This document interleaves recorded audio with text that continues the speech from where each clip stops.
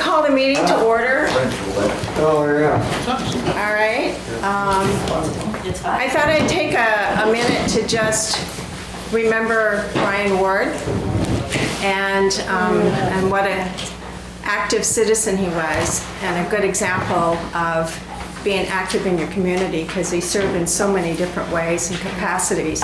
And he certainly was a treasure trove of information, historical, and he basically had a positive approach to addressing the different issues that came before our community. And I remember him from, you know, even coaching my son in baseball, to representing us down in Concord, to coming to our meetings with his flip charts and presenting information. So in his spirit of being an active citizen, I want to thank all of you too for participating in everything that we do around this table and other areas of the community. Being an active citizen is what we all should be. And Brian certainly was a leader in that way. So if anyone else wants to say anything, I would welcome that, but I wanted to take a minute to recognize Brian's services to the Budget Committee as well. Being shy of words. No. Yeah, you know, I've known Brian for basically as long as I've been in Littleton. I didn't know him well, although he and I shared a class in taxation at UNH in 1974. But, you know, when I came to Littleton, probably that time I didn't even know where he was from. But anyway, when I came to Littleton, obviously playing softball with each other as kids, eventually in youth hockey, it was a relationship that built over time. And Brian, obviously, I've made this comment many times. There's now no town in New Hampshire that wouldn't be a better town if they had a Brian Ward. Exactly. He was that impactful. He could always give you the background, the insight. When you didn't understand an issue or what the controversy was, he could lay it out for you, so at least you could make a decision. And even when you were on opposite sides of an issue, he certainly tested you to the point that either you changed your mind or you became convinced that you were right. At least by that time you know you were right.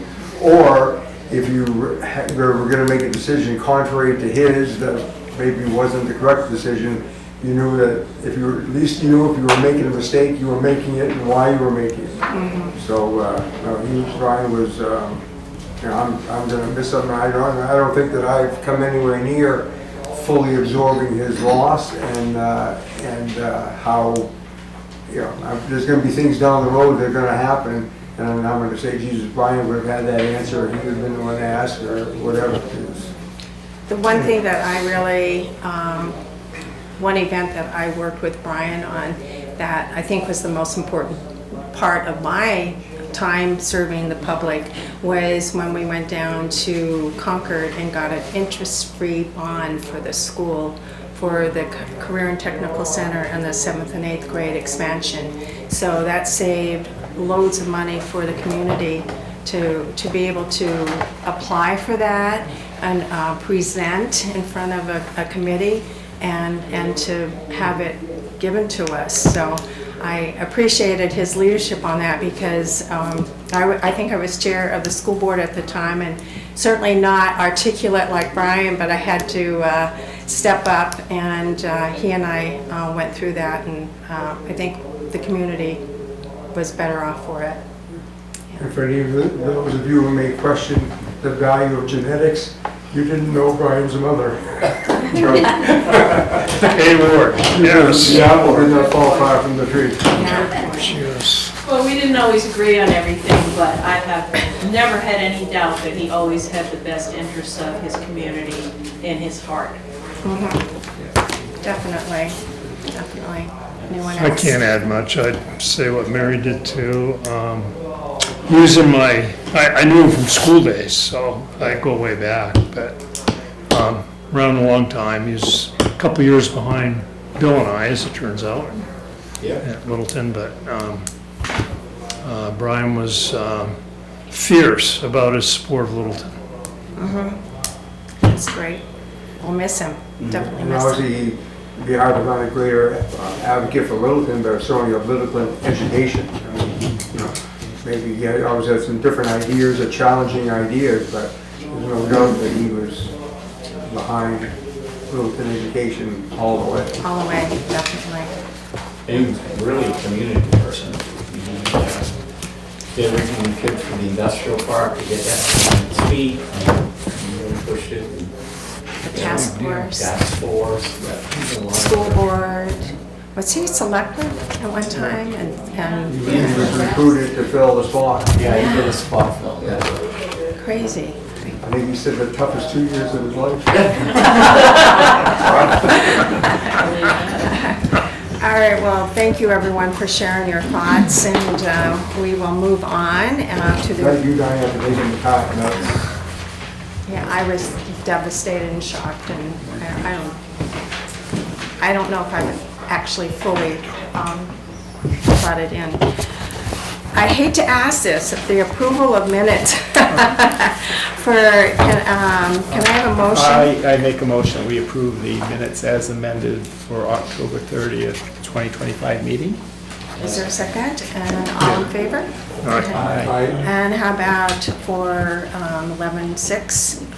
Do I have a motion I'll to make a accept? motion to approve the November 6th minutes as presented. Is there a second? Second. And any amendments, changes, corrections? They're not my favorite thing to do. All in favor, say aye. Aye. Thank you. So we have departmental presentations, and Eric is here tonight for DPW. Eric, welcome. Thank you for coming. So I will turn it over to you, however you want to go about it. You're a pro at this now, Eric. You're a pro. Yeah, I think I'm more nervous tonight than I was last year. I'm sure we didn't know better. So I guess start with 4311, Public Works Administration. I'll go over the narrative,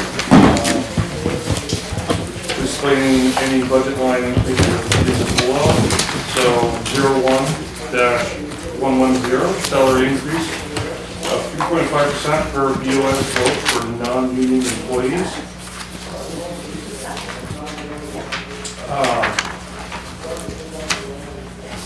Then we have,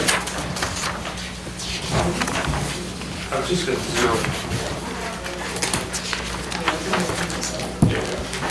So the next line is 01, wastewater operator certification stipend, increase 500 per contract for anticipated completion in 2026.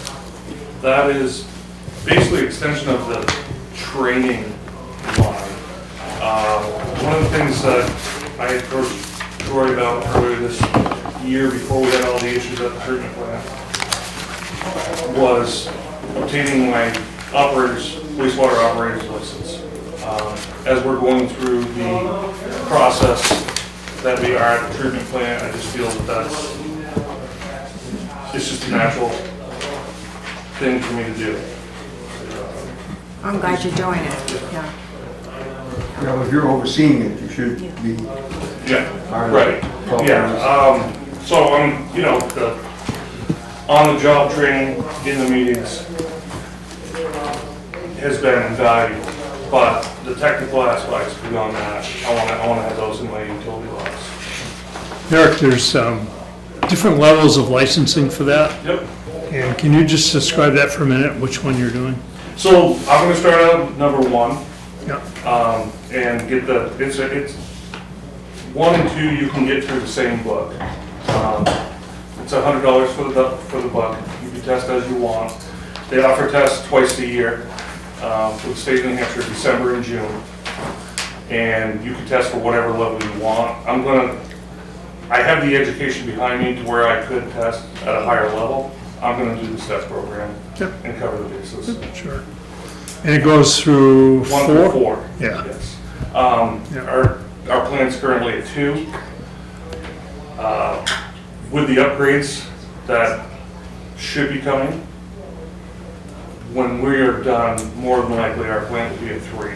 So there's a need for the higher education. Are you the only town employee that's licensed? No, Okay. my newest hire is a Oh, wastewater operator you 3. snuck that in on me. Okay. So Israel Mika is in charge of the pre-treatment program. Okay, he's an employee though, huh? Yes. Okay, good.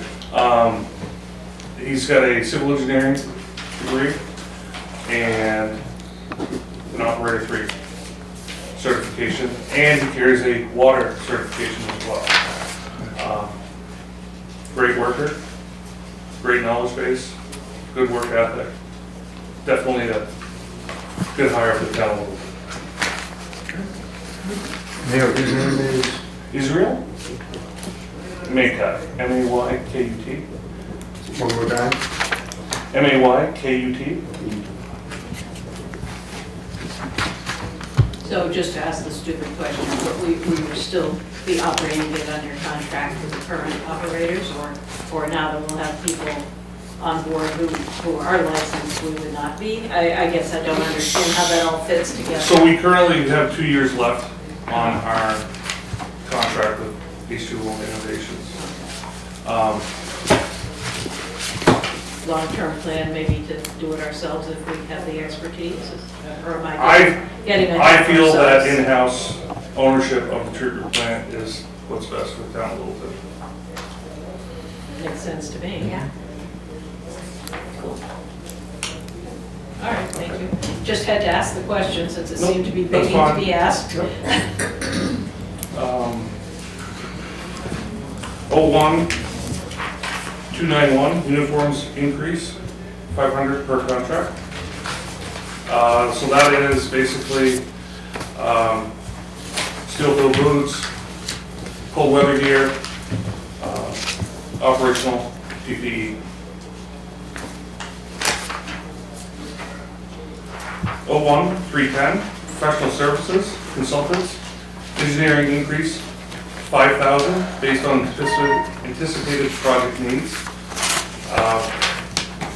We have not just the treatment plant that we have issues with, we also have the collection system outside of the fence, and the state has made that also part of the priority that we need to address.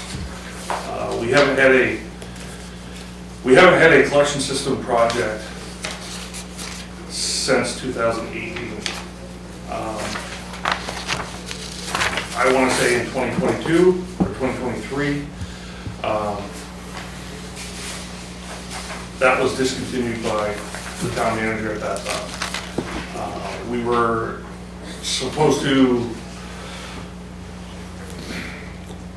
acquire a match, and we never acquired the match, so that warrant article has gone away. We have since not completed any projects from the study that was done by Woodward Concurrent and the Frame Group, and the state is on us to get back on track with that, and we are currently. So again, I'll ask the stupid question because I'm sure I'm the person who knows the least about this. This is the collection system. Is this the storm drains? I mean, what is the collection system outside of it? So the collection system refers to the sewer. Yeah, okay. We have storm drains that are connected to. Yes, we do. So the projects that we need to start addressing are not so much the sewer system as much as they are the storm drains that are connected to the sewer system. The excess flow pushes through our treatment plant, and it's not a good thing. Strain your system and more water to Yeah, go through. yeah, with Shouldn't go through there in the first place. Our headworks, which is going to be a topic of discussion, the condition that that is in, there's a lot of debris, bricks, rocks, rags, grit that gets through the system and gets deeper into the treatment plant. where there's actually treatment processes happening, and it impedes the process. And would you say those deteriorate the equipment, The infrastructure, absolutely. Yep, which is another important reason to do that? yep. But we've been trying to address that infusion issue for 30 years at least, maybe longer. And at different points in time, when we did Main Street, we thought we were gonna make great inroads on that because of, they knew that many of the roof drains on Main Street went into the sewage system, and that was all isolated at the time, but it doesn't seem from our storm events or whatever that we've made any identifiable progress. So I would say the time frame from when Phase 1 Main Street was conducted, when that construction happened, and the weather patterns that they are now, you have an increase in volume of water. We never got storms like what we do now, where we have the amount of volume that, it's more like the southern states. And you get this mass amount of water in a short period of time, it overloads the system and pushes through the treatment plant. Main Street Phase 1 was a good project. It was a good project.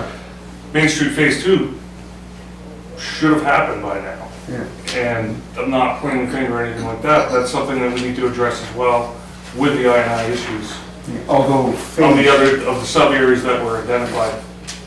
the Phase 2 obviously doesn't have the number of commercial buildings on that. No, don't, but in Brook is an issue that's part of Phase 2 that needs to be addressed. And then, as we go through that process, we'll know how much there is there. Currently, right now, we are working on I&I to come up with the next project that we would attack and present to the voters to accept and try to get the best bang for our buck, whether it's 2 or 3 small projects that equal 30% or 25%, or it's one project that equals 20%, depending on cost and volume, what we can accomplish. I think one of the big challenges is going to be is identifying the project. Absolutely. We do have a good base. We do have the study, the asset management plan from 2019. That was done by the Fran Group. We're currently going through that to evaluate and put into process the work that they did and not have it go to waste. Right, so you think you have sufficient good information to make a good decision on the next phase? And what it's, When I do should that, be? yes, absolutely. Okay. Yep. John? Yeah, so, Eric, so on a typical, pick your time frame, day, week, month, year, how much water, how much are we processing through there? What's the volume? So it was a dry year this year, Yeah, and we were around 500,000 a day. 500,000 a day, all right. Normally, Yeah. we're about half capacity, around 750 to 800,000. Okay, so when you do these diversion projects, you would hope to see, and what's it spike to during the storms? Any idea? 5 million. Oh, my goodness, wow. So 10 times the average, or 7 times the average. Huh? So that's pretty interesting. Yeah. Part of the I&I process is going to tell us what our actual flow Yeah. is and get a really solid baseline. This is all needed to design the headworks. We got to know what's Yeah. coming in, what we are going to expect, and design the headworks to handle what the plant can. Yeah, so, and then the other question I got is, when we have inability to process the volume coming through, it obviously goes to the river. It pushes through. Yeah, and what happens to us as far as state environmental laws are concerned? Do we get fined, or do we I'm sure you have to report it, but is there, The major thing is identifying it. That, I guess, Has the state worked with us on Honestly, that? it's the Let's best say that. policy. Yeah. Yeah, Okay. so, with the new design of the plant, there are, so the clarifiers that project that is rehabbing the drive units right now currently is a temporary project in order to make sure that we have the insurance that they won't fail. I will give an update right now. I've just learned this week, speaking with the Rebuild It team out of Utah that is doing that project for us. They were supposed to rehab our second clarifier drive unit. I got word this week that is in such bad shape they can't rehab it. Oh. So it is, we've got a brand new unit in currently, and the second unit is there and probably in the same condition. So it was definitely a good thing getting this project done. We know we have one unit that gives us some insurance, but we need to get the other one fixed as well. And that will buy us time to where we build sized clarifier units that are for the size of the plant, because currently they are undersized, and that's Yeah. where we have the issue with Yeah. overflow. So Eric, I know we kind of like zigzag through other things, so just keep us on task and say, we're getting there, we're getting there. I will give you all the information that is asked of me. That's Okay. an important zig though. It We need to be aware of that, for sure. Just let me find my, okay. So the increase, $5,000, is to work with our consultant, KB Partners, who's been a part, with the town since 2016, to work on local limits, double check, verify information on projects that we're working on. And kind of just have a little bit of a security with that line item. The next one is professional services, landfill closure, increase 8,000 based on actual contract costs. So last year we had an increase because of the testing, the cost of testing, and the amount of testing. I know that is approved leased land now, but with projects we don't know when they're gonna happen, or that they stay on track time-wise. I'm just not really willing to, the actual cost is roughly $25,000. I think we need to have that in there in case this big project gets delayed. And we still have to do the full maintenance of the landfill. And our reading levels have not diminished over time obviously the hope was the levels were going to go down and the interval for testing was going to become wider, but that hasn't happened. Not yet. That's been a lot of years.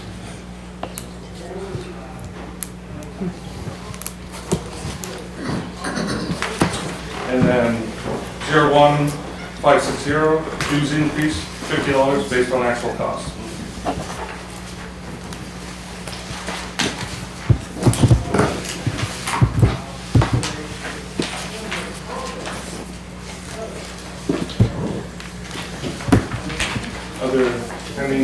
Any questions? Any questions? John? Yeah, I want to ask you a question. We have the whole time that we have this problem with the water treatment. No. This is a problem with many communities in the state of New Hampshire. Old infrastructure, it's one of those things where it comes down to maintenance. It really does, and there's a cost with that.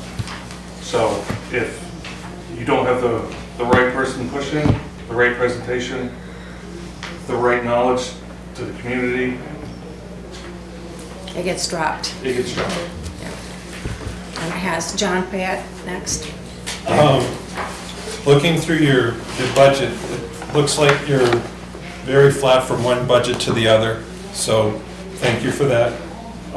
If I look at some of the expended amounts versus the new budget request or versus what was expended last year. I'm trying to figure out how you come up with some of the numbers, like specifically on the professional services, and you may have just said that, so I apologize, but looks like we spent I'm gonna call it round up to 31,000 in 2024, but in 2025, so far, we've spent $785 on, So 2025 is only through July 31st. oh, it's through July, I thought it was through, At the top of the column. Okay, I thought it was says the- as of July 31st, so. About The 7 little months. green block there. Yeah, 7 months reported. So okay, the- yeah, sorry. That's okay. A lot of like the specialty lines like that, it's the time of year, so with our paving schedule, this is an example. So with professional services in our highway department, with our paving schedule, that pretty much eats up our time with trying to raise structures, get ready and prep the roads, the whole 9 yards. If we want to do any projects, that's usually after paving ends towards the end of the summer, and then you'll see those line items diminish August, September, October, more so than you would the first half of the year. So most of your professional services are spent on the first half of the year in preparation? Or second half. In the second half, okay. That makes sense with the numbers, because Yep. I was saying I get the 50, it's only half the year, but it was only showing we've spent $700 and it's out of 48,000, so I'm wondering, obviously there's a drop in that one. Yeah, that's what I'm saying. So let's do that. Because now you're gonna do 4312, right? So the highway. Make sure we got that. Okay. So go to highway 4312. Yeah. Which this is, Which is what you were just saying. I skipped ahead. Yeah. That's I okay. did it for you. ask the question and I'll answer. Yeah, keep us on line though. Tee it up for you. So 01-110 current salaries up due to 3.5 COLA and filling open positions with new employees. One of the things I'll say about the highway department, basically all my departments, it's been a challenge hiring people. So if you look at the numbers, we'll show that we have monies in there. But I have been active filling positions this year, so any surplus that you see would be because of positions getting filled, not at the beginning of the year, as we go through the year.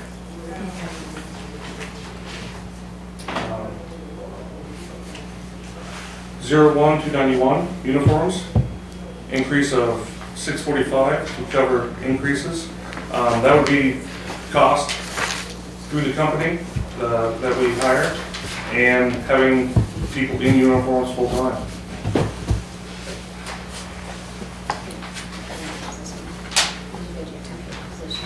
Oh, yep. All the others then are pretty much flatlined, is that what you're saying? We're Pretty just close. going in the. Pretty close, places, yep. okay. The only thing one of the issues that the highway department has experienced is the increase of vehicles at the fire department and the increase of vehicles at the police department over time. The highway department's always had a mechanic. There was a time where we tried to do a fleet maintenance mechanic and added the mechanic. That was done away with in 2022. We still have that issue of trying to help out the other departments with light maintenance and handle stuff in-house with a single mechanic. With that being said, when you add like a fleet maintenance, you start adding scheduling, parts, ordering. That's normally not the mechanic type work. He's the guy that needs to do the work. So we did an experiment and had a admin assistant I saw that in there. I was gonna ask you, for that's a 6 new months. position. yeah. And it was very well received by the public, the fire department, the police department. Scheduling of equipment was made way easier this year. All the equipment was inspected ahead of time. It was definitely an asset of working with the new software that hadn't been put in place or hadn't been really used. We're now using PubWorks and tracking a lot more of our cost items to particular vehicles. Maintenance is done. Really bringing the highway department into another Level of service. another step up in how we're tracking things. Dan? I've got a question on the pavement Can I maintenance. follow up on his and then we'll come sure. back to you? So that position is part-time though? Yes. And so I noticed that there was a deduction or so to bring it back, to keep it as part-time? Professional services. Oh, okay. So it was moved from professional services into the part-time admin assistant. And so obviously there were what benefit structures and stuff like that. So I think part-time is less than 29 hours or something like that. Right. So we had somebody there from 7 to 11, 5 days a week, to help answer phones in the morning, communicate with operators in the field, and try to streamline the whole process. Yeah. Dan? A question on the pavement maintenance, roads and highway line item. I know this is, the expended is through July 31st. So, and up to that point, we still had about 2/3 of that. Does that, what does that cover? Does that include like patching and, because I know everyone probably here in town knows that, some of the roads are in pretty rough shape with, potholes, et cetera. And so has that been depleted or should it be near depleted? Because I know there's a lot of need for patching and so I'm just. We're done, through October, we're done 10%. 10%. Yeah. Yeah, so we're down to $6,400. Okay, and do you think that, that's been level funded from last year to this year and going into 2026, it's the same dollar amount. So I'm just questioning, given the needs of, potholes, et cetera, and our deferred maintenance and the rising costs, would it make sense to maybe somehow find some extra money to increase that to do more? I believe I increased the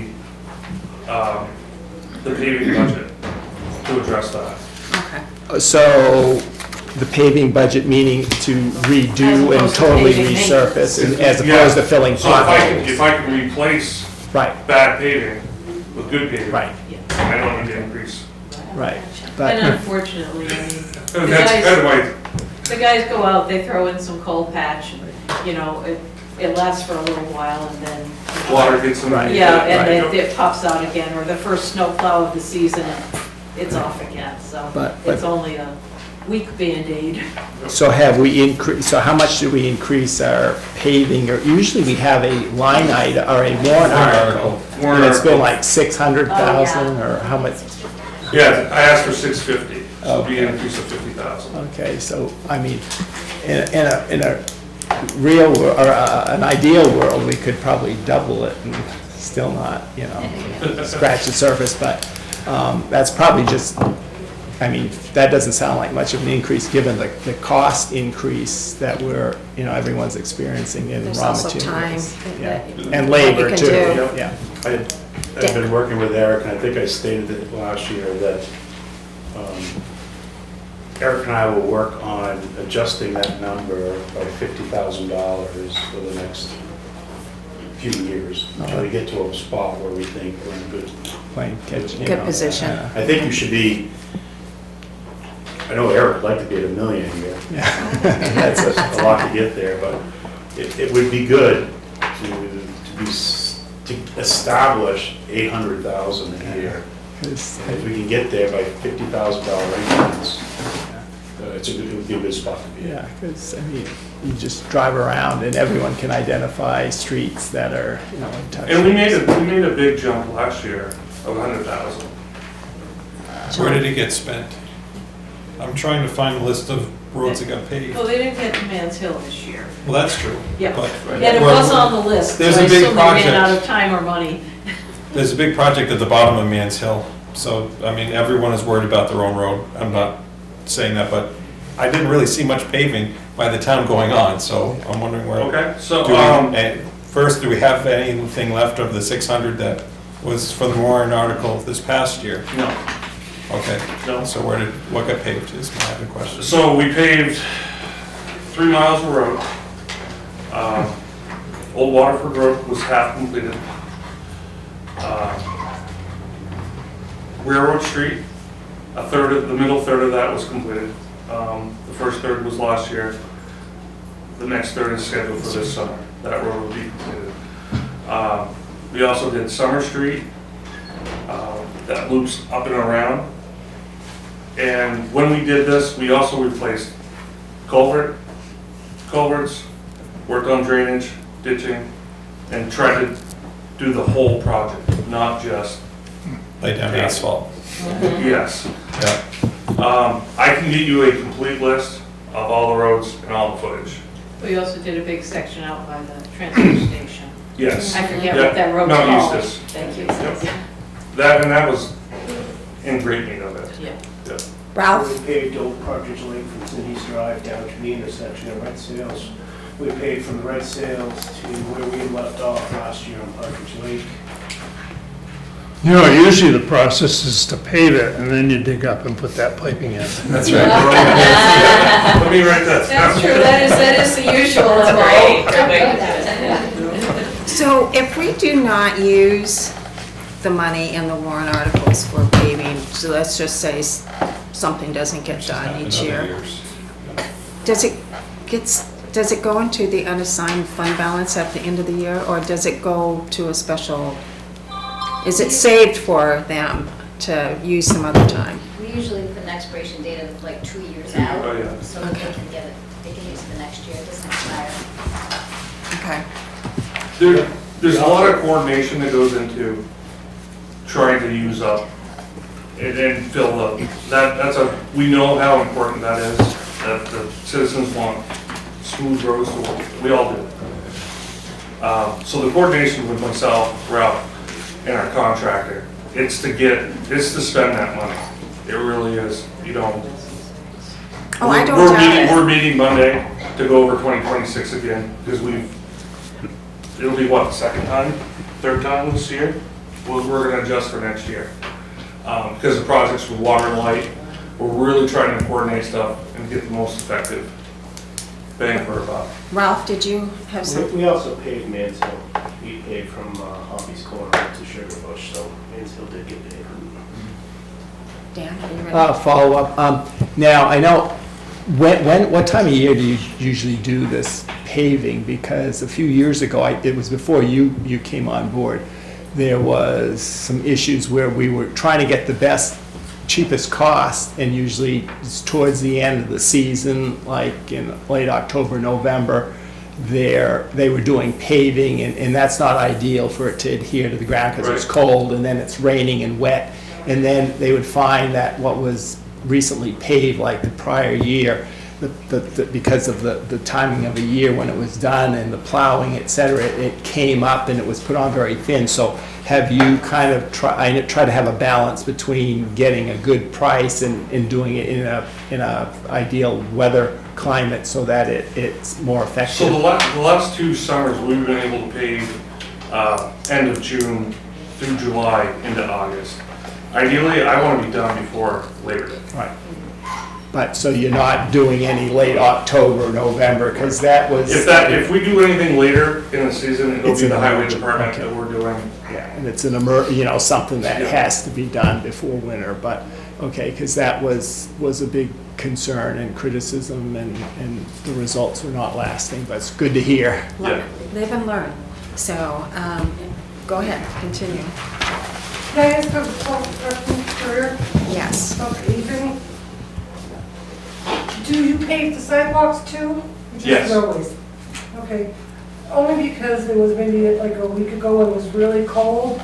There was an elder, is the old hospital now housing for the elderly or something? Yeah. Okay, that's why I see a lot of them with their wheelchairs and stuff. This poor woman was out in the street on the side where the bikes are supposed to go, and she got stuck even there in a pothole, 45 minutes. Trying to flag someone down, she said no one stopped for her. Oh. So being that it's the elderly there, because I see them more frequently because I go to the co-op, and I see them, they're maybe more. So we had a project that should have been addressed this summer. During our early season, or I should say, pre-construction meetings, we ran into a couple of issues that needed to be addressed with the water main and the project that we had, the TAP project, that would address the sidewalks. Yeah, just to let you know, for next year maybe? That is on the schedule for basically as soon as the snow is gone. We've got material staged on Riverside Drive, on that land there for that project. Anything that was able to be bought so the price wouldn't increase over the winter was bought by the contractor and is being stored through the winter so that project can start. Well, I don't know the road that is, boy, it's much And better then- than it used to be. The state was to finish paving Cottage Street. They've moved that back to the end of the season so we complete our project. So next year, by Labor Day, we're really hoping that Cottage Street is got a whole new facelift, for the town of Littleton.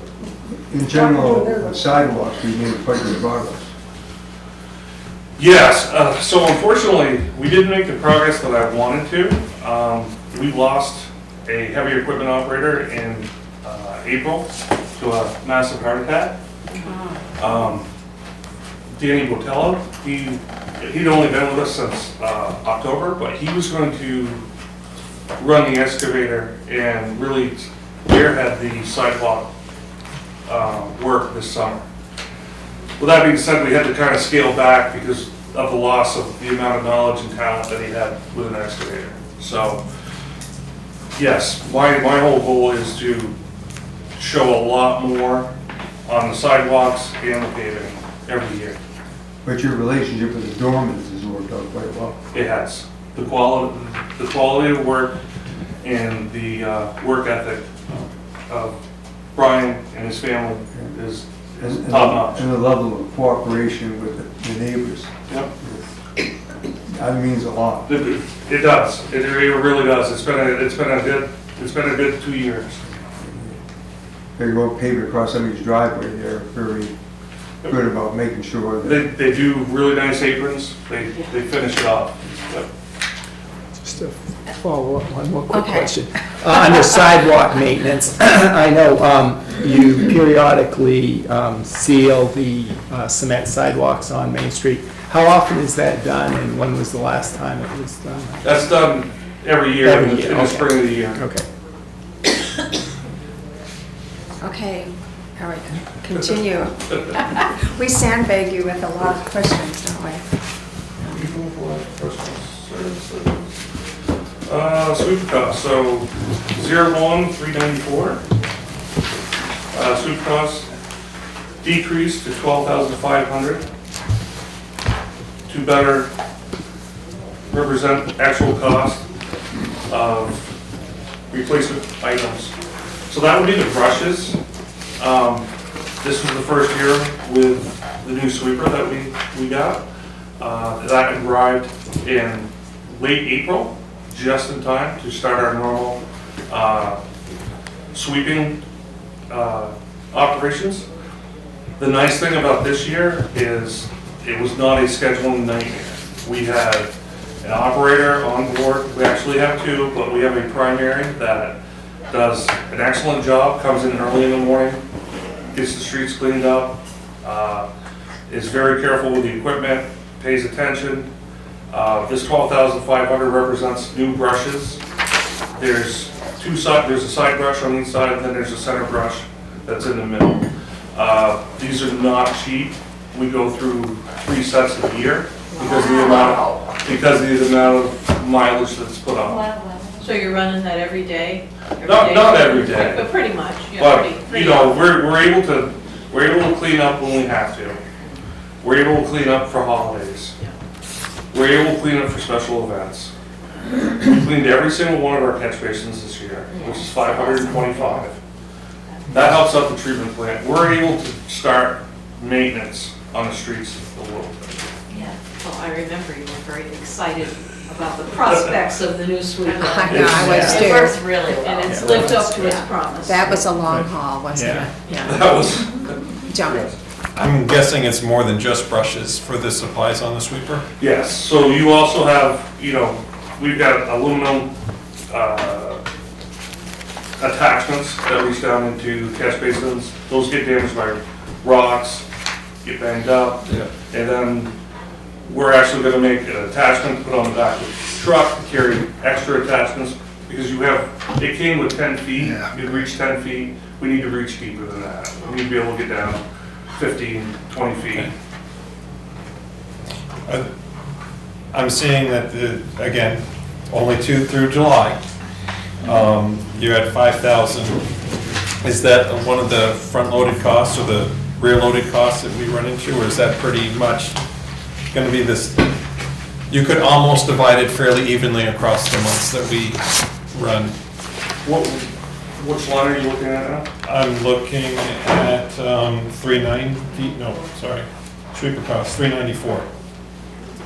And the expended I'm seeing is 4,900 up to the end of July, which is not. Yeah, so we had brushes that came with the vehicle when we purchased it, and we've ordered additional, I'm with you. well, you know, Because an extra set set. came with the machine, Yep. these are kind of rear-loaded costs. Yep. Because you already had one set. Yeah, Well, you had two, you had already had an extra set that you didn't have to buy, so that would make it, so it's rear-loaded. But That explains it, thank you. more than likely, this will go up next year because you'll have to buy, what, 2 sets in a year? Or how many sets do you have? No? No, this is already, Okay. this year is cheaper, 2025 is cheaper than 2026 is expected to be, because you're budgeting for 3 sets. Yep. But in 2025, we didn't have to buy 3 sets. Good, all right. So that explains that. Thank you. And then I'll grab the floor for a little bit longer.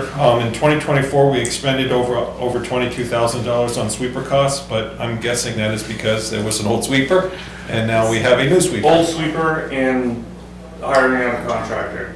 Okay, It's roughly $2,600 a day to hire a contractor. I think it comes up to like $13,000 a week for 5 days.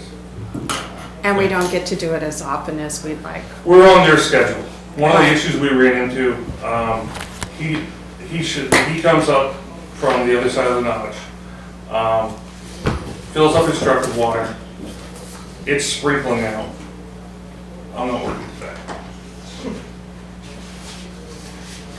An issue that we had, we're on his call. It's just not the, you know, our guys go out, and when they can work, they work. All right, that's it.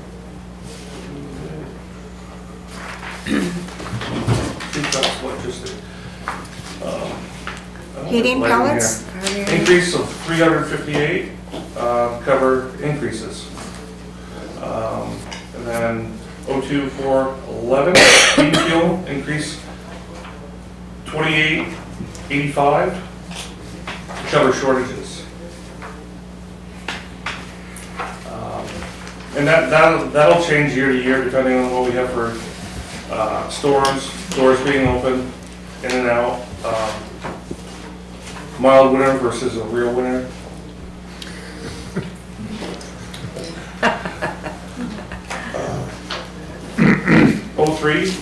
413, sewer increase 200 to cover increases.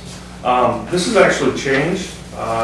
Spoke with Ralph this week, and our sewer, it's actually $200 more than that with our last sewer bill. So there's a deficit of $200.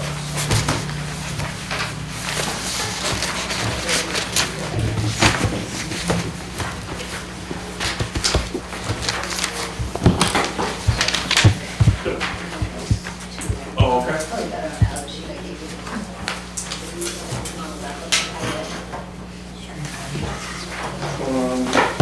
You know these look back.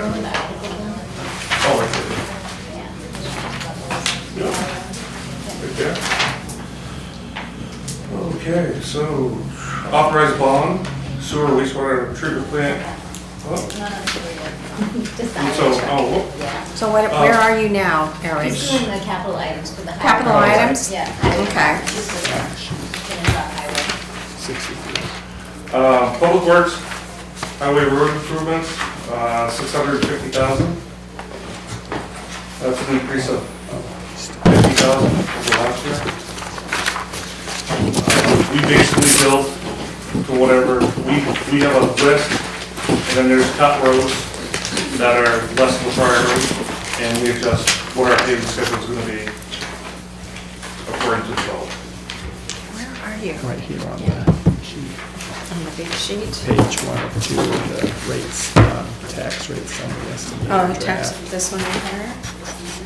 No? No, it's, Oh, here, right here? yep. Nope, that's No, wait, benefits. So, go ahead, don't wait for me. 23, Public Works Highway Sidewalk Improvement Expendable Trust Fund appropriation, 75,000. This is, last year was the first year that we had done that. I think it worked out really, really well. We were able to do the north side of Union Street down towards the Opera House. My goal was to get all of that done and connect to Cottage Street so that part of town would be done. That is definitely the goal for this year, is to accomplish that with the TAP project and our paving. 24, Public Works Highway Mill Street Bank Stabilization, 125,000. That's part of the storm damage from last summer, and the bank stabilization next to the covered bridge, Harmony Park. So it's on the south side of the river then? Nope, it's on the north side, next to the Main bridge. Street side. Oh, it is, next to the bridge, okay. Right, so where Harmony Park sits, there's a corner, and if you go to that corner, you'll see where that bank is let loose, there towards the bridge. Do you, there was talk earlier when that happened, and then even after that, they said, oh, it might be up, in the $1 million range. Is this it for the stabilization, or is just one small piece? This is one small piece. We currently have a contract with HED engineers, and they are doing a site evaluation, core sampling, finding out what the bank is made of, what materials are in there. And then from that point, once we know that, we'll move on to the design phase. We got almost $14,000 from FEMA for that contract to help pay that cost. There's another 123,000, so we probably get like 100,000 of that towards the construction, design and construction. This 125 is to help offset that cost and get the project moving forward. And then would it be maybe eligible for maybe some more grants as Yeah. it firms up the plans? Yes. Good.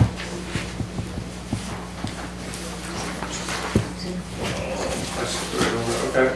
And then authorized lease purchase or bond for regular cab F600 truck, fully outfitted, 140,000. one of the things we were able to do this year, it wasn't actually spec'd out, but we were able to get a side wing on the 600, and that should be here right around the first of the year. We hope to increase plowing area and decrease time. You graduated from 550s to 600s? To 600s. That's the way it's going. Yeah. There's about 2,000 pounds capacity difference between 550 and 600. And how are the 10 wheelers working out? They, for out of town, they work great. Because of the distance we have to We're travel. glad we did that. Yeah. On 2 units. Yep. Yeah. What do you say to the people that say that we don't have any more roads to plow in town than we did 10 years ago, 20 years ago, and yet the fleet that we have to support now is a lot different than it was? And are we getting, let's say the fleet capacity is doubled, are we getting double the plowing done? Now, this is, I'm referencing back before your tenure here, but. I'm gonna kind of pass this one off to Ralph. I've got 2 years' experience. Right, I get that. So to go back, I can't really speak to past that. So I guess what is exactly your question? We still have the same number of vehicles that we had before. Capacity-wise, yes, we have the 2 10-wheelers now, but it used to take us 2 trips to go out in the country. Now it takes us 1, so it speeds the process up. Okay. In the old days, we used to get a lot more snow too. We never get that as much anymore, but. The source of my question is, it seems that every year we have someone in the deliberative session stand up and push back on any of the road things, equipment purchases, because back 20 years ago, and to a certain point, they're right, that we don't have more roads to plow than we used to 20 years ago. So why do we need more? What are we getting for this extra, I'm gonna call it machine capacity, like the 10-wheelers? But we're replacing the vehicle, aren't we? Yes. Yeah, but we're not replacing them with like vehicles. Right. So Does it take less time? Are you spending less hours? Is it less cost on the trucking or the gas or the diesel or? yeah, so. That's what you want. We have a That's two- essentially- We had a that's a benefit. 2014 International, and it got worse fuel mileage than the 10-wheelers did. So going to the 10-wheelers is actually better. That's an emission thing, because the emissions were so bad that year that that truck ran so poorly. But what's different now is that we provide more services. It might be the same amount of roads, but back in the old days when we got called in and we went through Williams and Gannon's, we made one pass. We just go up through the middle and you got half a road. And now we go up, turn around, and come back down through. And back then there was only 4 people that lived on the road, and now there's, More than 4. yeah, there's probably close to 20. So, same with Broomstick. You used to shut Broomstick down from Hamptons to the Boy Scout camp, and now we plow all of that, and more people live there, so it gets more service. Is the capacity for sand and salt in the back, is that higher in these new trucks? Can you carry more? So that you don't have to run back and get refilled? Yeah, so that was the point of the 10-wheelers. We used to have 6-wheelers out of town that required CDLs. We actually bought a smaller one that doesn't require CDLs. But that route is closer to the garage so that he can go get more material. And the point of the non-CDL one was, if you can't find CDL drivers, at least somebody could get in the truck and drive it. So it was an experiment. And it's a nice little truck, and it's 6-wheel drive, and wasn't really spec'd that way, though. I think we should always be conscious of this trade-off, higher capacity truck versus a less expensive truck. I know there's a lot of experts out there, and they'll say, why are we spending on this and all of that? We may have led this conversation in the wrong direction when I say we graduated from 550s to 600s, because that market has changed. If you go back 20 years ago, we had F-350s, or the equivalent, whatever. Well, F-350 today is a passenger car. So really the 550 is the old 350, and the 600 is somehow a little enhanced version. But I probably didn't set that up correctly, You were not the reason I asked that question. okay. No, It was- I recall that from the delivery session. Yeah, last and it's year. year after year. This Yep. is not, every time we have a warrant article for a new 10-wheeler, we used to have 6-wheelers, why do we need 10-wheelers? Yeah, I hear it from the neighbors. And so that's why I ask. So when someone asks me, I can answer. I think Ralph had a great answer Answer, there. absolutely. Because It's not just plowing. Those trucks supply materials in the summer, so during the washouts, I can haul 12 to 14 yards, where the 6-wheeler hauls 6 yards. So I could repair a road a lot faster, and it just took one person, and at that time, we were down 3 or 4 guys, so. Okay. great answer. And we use it to haul sand, to supply ourselves for the winter. You know, so it's. Save trucking Saves from money, chips. less truck. And while the cost of trucks goes up, I'm sure the cost of labor goes up faster. Yeah. And the 10-wheelers were not proportionally more expensive than the 6-wheeler. Now, they weren't double the price, by the search organization. And we haven't gotten there yet, but the day that you go to sell a used one, we're gonna get a lot more money for it than we would have for a 6-wheeler, because the local contractors who buy those aren't looking for 6-wheelers. They're not looking for 6-wheelers. But they would definitely be looking for 10-wheelers. Bill? And most of the vehicles now, you've got automatics, right? Which, Yeah, we only have one standard left, and it's, so you're not having all those clutches go, and, yeah, it's a lot of sense. John? So, Erica, are we maximizing any opportunities with bordering towns to plow something of theirs, so they plow in turn some of ours and make it easier to do, or not? Or is there any opportunity for it? we do not do that. There was Oregon Road that we tried that on, and it didn't necessarily work out very well. We tried letting Lisbon plow the backside of Slate Ledger, what we call Walker Hill up to Grandview, and we would plow all the way through Oregon on their side. Yeah. And so the service that Lisbon provided compared to us wasn't as good as ours, and the people that lived on Walker Hill complained. Bill? Yeah, the other question I have, I've plowed with you guys before too, and like when you leave to go on through Route 18, you put your plow up and you go all the way to Broomstick or all the way to Skinny Ridge.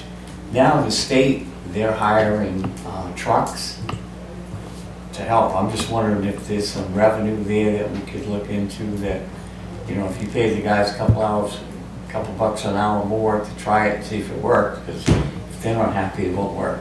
Right. And I think you probably could find a lot of revenue right there by dropping our plow, doing the state, and they pay us.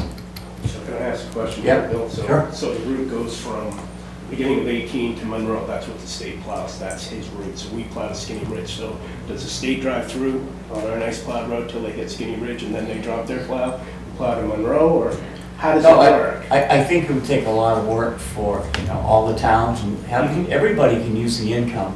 And I think if we could come up with a plan up here where we could help do the state roads and get paid for them. Because right now, the truck's running out there to plow up, and it's not costing much more money to put it down. All right. Do you have any more? Yeah, it's something that we can definitely look into and explore that. Yeah.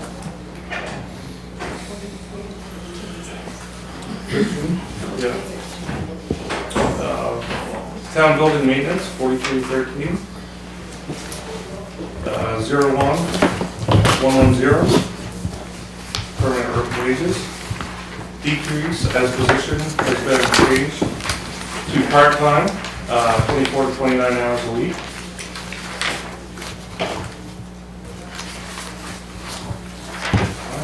I haven't caught up with you. Okay, I was like, I was gonna say something. Page 65. Thank you. Bless you, Lori, for numbering those pages. Yes. I know, it helps so much. Can't the computer do that for you, by the way? Not in that program, no. Because of the way it fit together, yeah. 01111. Tool stipend decrease 1,300. Position change to part-time. So Yeah, so everything on here is gonna be because it was changed to a part-time position. And that was, so previously, I had this position as well as the sewer, industrial discharge permit, position. I was in the ear of the previous director to make me a full-time on the sewer side because I saw the need with the industrial discharge program. We clean sewer lines in the fall of grit and grease. Israel now, that's slated as a full-time position, can concentrate on, just like I, cutting down on the grease and cutting down what goes into that treatment plant. My whole focus is getting everything before it gets to that treatment plant. So that's why that position is full-time. When I was in this position, it started out as 50-50 sewer and building maintenance. It then changed to 75-25 sewer, building maintenance. So I was roughly putting in anywhere from 32 to 40 hours a week, a month on the building maintenance side. It's not enough. It really isn't. But I knew my focus really needed to be with the sewer side of it. With putting this as a splitting that up, putting this as part-time, if you're getting 29 hours a week, you're getting twice the amount of work out of a person on your building maintenance. Can you tell me what they do for building maintenance? I'm So- not quite sure. When I came here, you had a building maintenance guy that had worked for the town for I don't know how many years, but he was an older gentleman. And he was kind of like a handyman. When I came in, I developed a monthly inspection record to keep track of when you have inspections due, whether it's yearly fire extinguisher or it's yearly fire suppression systems. Check emergency lighting, check light bulbs, overall condition of the building, make those notes, work with the building director, manager, whoever's the head of it. So if it's police, work with the chief and the fire, and work on getting projects done. It's supposed to be a position where, not that they do all the work, but the legwork of finding contractors and doing projects is very time consuming. And our directors don't have the time to concentrate on that when they're running the department. It's maintenance is a line item that needs to be addressed. Period. I have always said, just because you are a director of a library, or you're a police chief, whatever, you don't necessarily know the side of maintenance and building upkeep, and even having your parking lots paved. You don't understand all of that, or you shouldn't have to understand. We hire you for other things, not for that. So I'm glad to see that this is So being that was the developed more. reasoning for my change on that, is that we get more hours, and being a part-time position, you don't have the same cost as what you had previously. Any questions? And I think that position can grow from here. Does this person get called in? Or do they have pretty much this is their hours? They have, because of the limited amount of hours, I've allowed it to be kind of as the work dictates. So if he's got projects going on, like this year, I don't know if anybody noticed, but we had a issue with the fascia in the cement board on the police department. I had tried a couple fixes, patchwork to work, to work with it. It didn't hold. The weather, the sun, because of the amount of sun, rain that comes off that building, it didn't work. It was a quick fix. It was trying something to fix it. I get it. Yeah. Matt came in and was able to put the time towards actually getting contractors to come, estimate, and give Paul a number that he could work with and say, can I get this done, and get the job done. And that's attributed to those extra hours. When they're there, so he could work Monday through Thursday or Friday and put in less hours, or he can work longer hours on Tuesday, Wednesday, and Thursday. All I've asked of him is just let me know what your schedule is, and if you're working with a department head, let them know what your schedule is, and be flexible. Because it's hard to get a part-time, a quality part-time worker. That's what you do with part-time. That's great. It's flexibility, I'm all for the flexibility, I'm wondering, do we have to provide them a cell phone? Cell phone stipend. So the reason of the cell phone is because of contractors. I can tell, this phone right here, I have a cell phone stipend. I talk to my significant other. Other than that, it's all work, and it's mostly contractors. Whether I'm on the way home, you know, because a lot of them, their schedule is, I work from here to here. I set up jobs after work, after hours, stuff like that. So I've made it be known, and Matt's been very good about using his phone for work. Yes, he's right now he's in the Opera House. So Eric, we've had two people share their stories about site plans and building blueprints and things like that.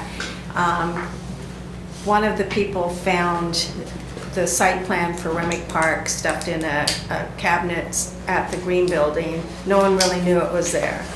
Megan Carr shared with us that when she had a project done, that the contractor or whoever did it provided some new building plans because she didn't know exactly where everything was either as she came in as the new director. And we've talked about this, and it's very important for us. Maintenance is a real important topic for us at this budget committee. And also we went to the presentation for the courthouse by the county commissioners, and we're kind of horrified that things weren't done, and essentially the building became unusable. So I'm hoping that this person can work with the different directors and to come up with a plan on how to keep the records straight. So if they leave, or if a new town manager or you leave or he leaves, that it can be passed off to the next person. So I don't know if he's the person that can come up with a plan on that, or if we need to have someone else look at it. But I think record keeping, storage of our site plans, our building plans, everything, that's really important, and I don't know if we could put our hands on those things if we were asked. So one of the things that I've looked into, I haven't put as much time into it as I'd like to, but one of the things that I will continue to look into, and I think will be a great asset to the town, would be not just a work order system, but work order software that will save the files, and you'll have something to go back to. You build a database. That's kind of why I started with just the monthly walkthrough maintenance inspection sheet. Those are filed every month. I wrote on them every time what I did, where I was, and Matt's been able to go through and see them. On that, I also included a list of contractors, or a list of who the contractor was for plumbing and heating, and stuff like that. So we have started to build a database, but that's where I think we need to move forward and be able to access, just like we do on GIS, the information of the sewer manhole that's out here. Same thing with the building, and for example, with the library, hey, the roof was done 2 years ago, and that was done by so-and-so, so-and-so. Exactly. Yep. Yeah. So good. Ralph? So to add to that a little bit more, so what the highway department did with our plans is we integrated them into GIS. We cartographic scan everything in, and now if you were to go into GIS with my password, you could bring it up and you can look at all our plans that are associated with roads and sewers. When I talked to Jim, he showed me the plan. We're going to try to get it scanned in, and we're going to try to pin it to the parks. And then if we all go away, GIS exists, and you click on the parks, the plan will come up and you will see the plan.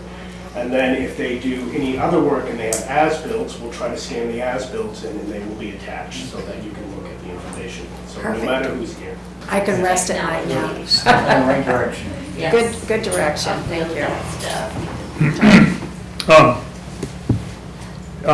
We should all be aware that any capital project we do, whatever it is, almost always, you've got to assume there's maintenance with it.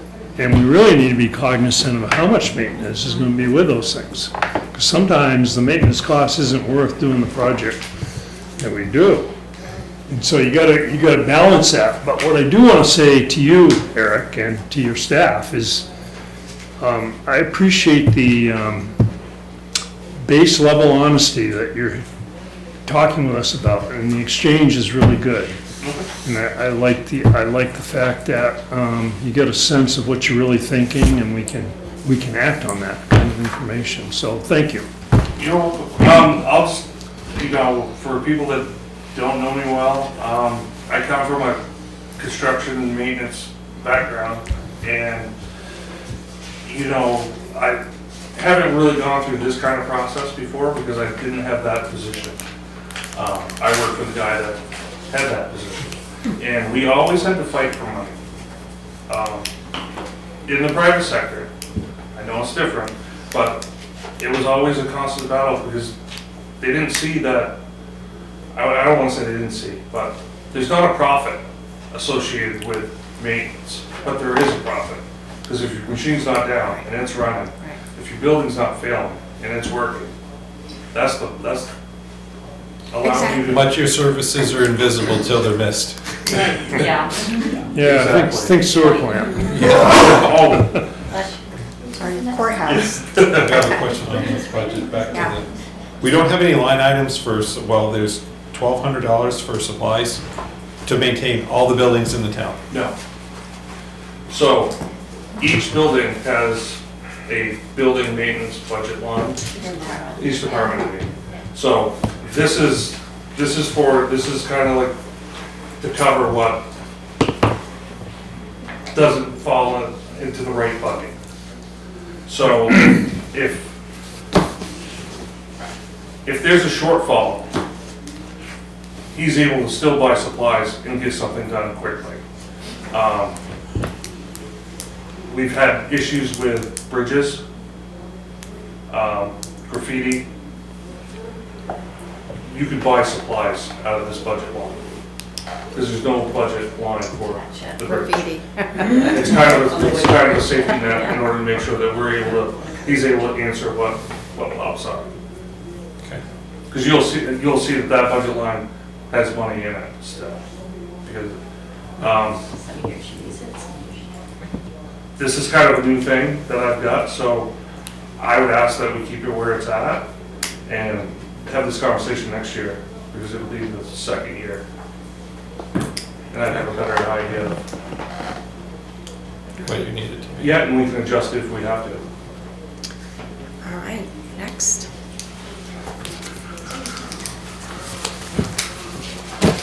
Sewer fund, 02-4326.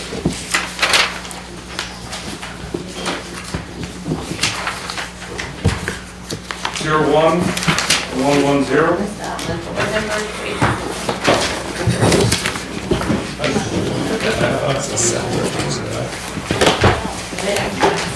Sewer. 96. Thank you. 96. 96 to Yeah, 99, because yeah. PD's is not.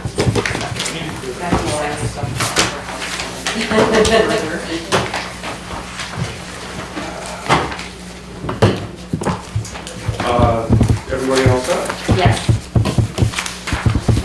01110, permanent position, full-time. ASME supports that position, move to sewer fund instead of general fund, town building maintenance, 014313. I kind of explained that. It's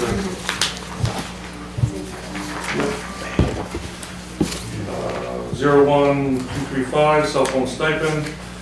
Basically, these are going to be this same, adding a full-time position. Israel works with everybody from restaurant owners to haulers to contractors. And one of the things that I learned in that position, it's kind of like your Rolodex, having it right there. 01330, professional service, plant operations. 3.5, CIP inflator, H2O innovations. There are just, I'll make one comment, there is 2 years left on that contract.